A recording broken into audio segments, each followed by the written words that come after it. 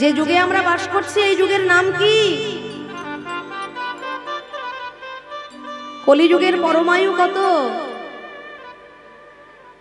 বাবারা জানবেন কলিযুগের পরমায়ু কত গো বাবা?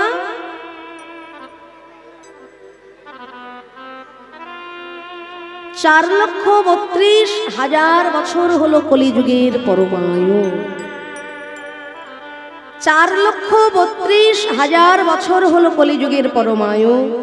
আর এই সংখ্যাটাকে দ্বিগুণ করলে হবে দাপর যুগের পরমায়ু, 3 গুণ করলে হবে ত্রেতা যুগের পরমায়ু, 4 গুণ করলে হবে সত্য যুগের পরমায়ু।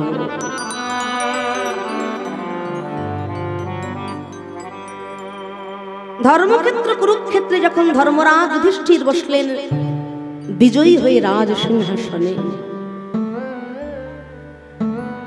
সেই সভায় এসেছেন একজন নবীন সন্ন্যাসী।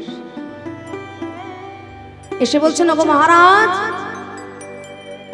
আজকে পথমধ্যে কিছু আশ্চর্য জিনিস আমি দেখলাম, যার কোনো সত্য আমি উদ্ঘাটন করতে পারছি না। কি দেখলেন? না, দেখলাম যে একজন রমণী একটা কলসিতে করে জল ভরে ভরে ওই একই মাপের 4টে খালি কলসি জলে পূর্ণ করে দিচ্ছে। মায়েরা খুব মন দিয়ে শুনুন,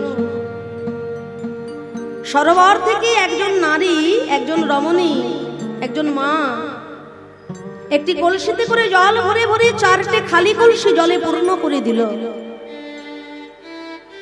কিন্তু পরক্ষণে ওই 4টে ভরে যাওয়া কলসির জল যখন ওই একটা খালি কলসিকে ভর্তি করতে যাচ্ছে, দেখা গেল কি জল পূর্ণ হলো। দ্বিতীয়ত, না বিশাল বড় একটা শস্য ক্ষেত, আর ফসল রক্ষা করার জন্য একটা পুতুলকে দাঁড় করানো হয়েছে, হয় না জমির মাঝখানে?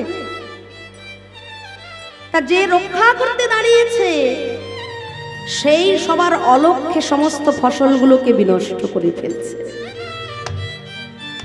তৃতীয়ত, একটা ছোট্ট ছিদ্র পথ, সেই ছোট্ট ছিদ্রপথে প্রকাণ্ড শরীর নিয়ে একটা হাতি চলে যাচ্ছে, কিন্তু হাতির সরু লেজ ছিদ্রপথে যেতে পারছে না। আর সর্বশেষ যা দেখা গেল যে বিশাল বড় একটা ভারী পাথর, আর সেই ভারী পাথরটাকে একটা সরু সুতো না জানি কেমন ভাবে টেনে টেনে পারাপার করে দিল।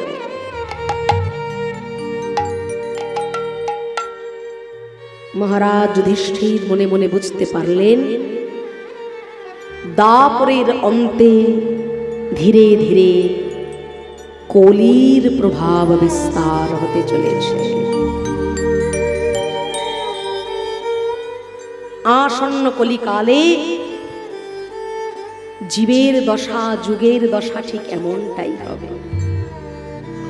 কেমন না ভক্তমণ্ডলী, ভক্তিমতী মায়েরা, ভালো করে একটু বিচার করে দেখুন আপনারা।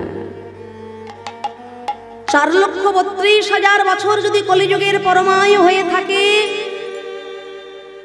তার মধ্যে থেকে মাত্র আমরা 5,000 বছর কাটিয়ে উঠতে পেরেছি, তাই তো? 5,000 বছর আগেই তো ভগবান কৃষ্ণ লীলা করলেন দাপর যুগে বৃন্দাবন।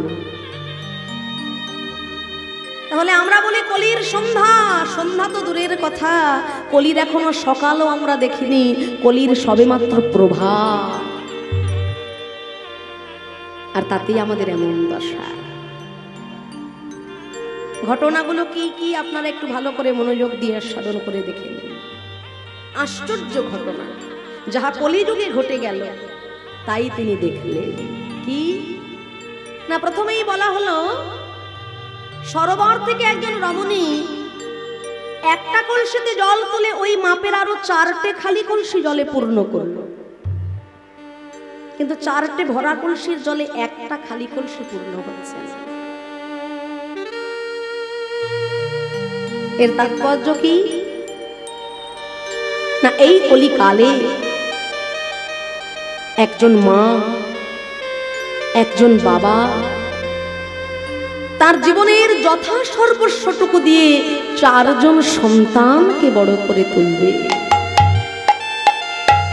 কিন্তু সেই 4টে সন্তান যখন বড় হয়ে যাবে, একজন মায়ের একজন বাবার ভালো মন্দের দায়িত্ব নিতে চাইবে না।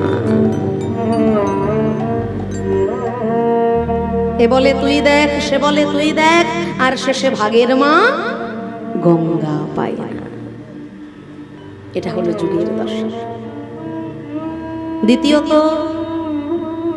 একটা ছোট্ট ছিদ্রপথে প্রকাণ্ড শরীর নিয়ে হাতি চলে যাচ্ছে, কিন্তু হাতির সরু লেজ ছিদ্রপথে যেতে পারছে না। এর তাৎপর্য কি না, এই কলিকালে যারা অর্থশালী, বিত্তশালী, প্রতিপত্তিশালী,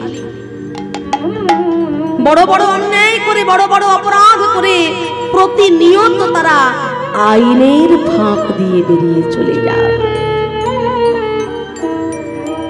আপনারা মিলিয়ে দেখবেন, হতভাগ্য দিন দরিদ্র যারা ছোট ছোট অপরাধ করেও প্রতিনিয়ত তারা আইনের চাকায় পিষে পিষে মরে যাচ্ছে।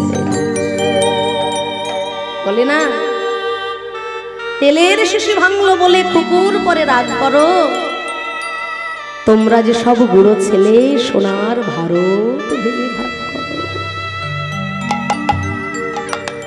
আর কি দেখলেন না, ফসল রক্ষা করার জন্য যিনি দাঁড় করিয়েছেন, যিনি দাঁড়িয়েছেন, ফসল যিনি রক্ষা করবেন বলে দাঁড়ালেন, যে রক্ষক, সেই সবার অলক্ষ্যে সব ফসল বিনষ্ট করে দিয়েছে। এর তাৎপর্য কি না, এই সমাজে, সমাজ ব্যবস্থাকে রক্ষা করার জন্য যে দাঁড়াবে সিংহাসনে, যে বসবে সিংহাসনে, যে রক্ষক সেই হবে ভক্ষক। আবার ভাববেন না আমি কোনো পার্টির হয়ে ভাষণ দিতে এসেছি, আমি কোনো পার্টির লোক টোক নই, ভুল বুঝবেন না। আমাকে যে দল যেখানেই ডাকে কীর্তন করতে আমি সেখানেই চলে যাই, কিন্তু এটা হলো যুগের হাওয়া। যে লঙ্কায় আসবে সেই রাবণ হয়ে যাবে, এখানে কারোর কিছু করার নেই। সর্বশেষ কি দেখলেন না, বিশাল বড় ওই ভারী পাথরটাকে একটা সরু সুতো না জানি কেমন ভাবে টেনে টেনে পারাপার করে দিল।